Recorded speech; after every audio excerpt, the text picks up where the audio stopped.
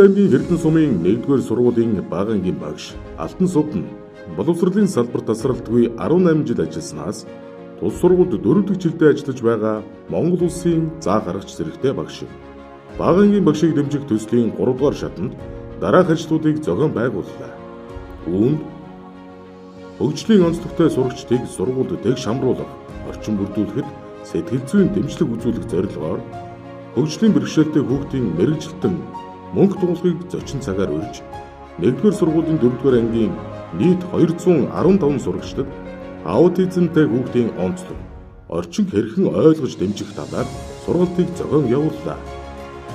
2-р Дорнод аймгийн бүсийн онцлог амжилтны төвийн хүүхдийн тасаг, дотрийн тасагт хэвтэн амжилтуулагчдад хурдан эдгэн гарахыг хүсэн 1-р сургуулийн 4-р ангийн эцэг их асрын хамгаалагч мөн өөрийн найз нөхдийн дэмжлэгтэйгээр 300 орчим номтой 3 ширхэг номын сан, мөн хөгжлийн онцлогтой болон бага насны хүүхдийн гар сарвууны үйл ажиллагааг дэмжих дасгалын хэрэглэгдэхүүн хүлээлгэн өглөө.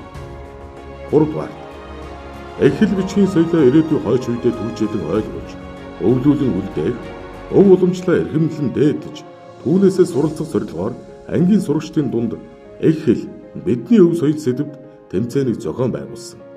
Үүний үр дүнд хүүхэд бүр өв уламжлаа эрхэмлэн дээдэлж, эхлэлээр зөв чөлөөтэй ярьж, сурах бичигт байгаа хэл зүй, үгийн сангийн үгүүдийг дадал хөвшил болгон хэрэглэж, зөв уншиж бичиж сурсан.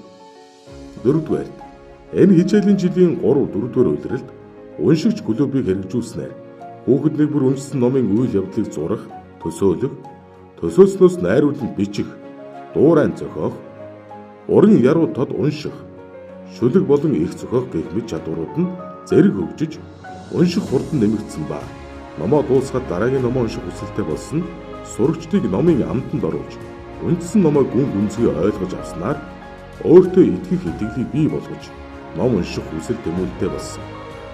Мөн шүлгийг уран яруу уншиж сурснаар гоо зүйн мэдрэмжтэй болж, бусад найз нөхөдөө үлгэр дуурайлуулж, даган дуурайх хүсэл тэмүүллийг өргөж, бие биенээрээ багтдаг болсон.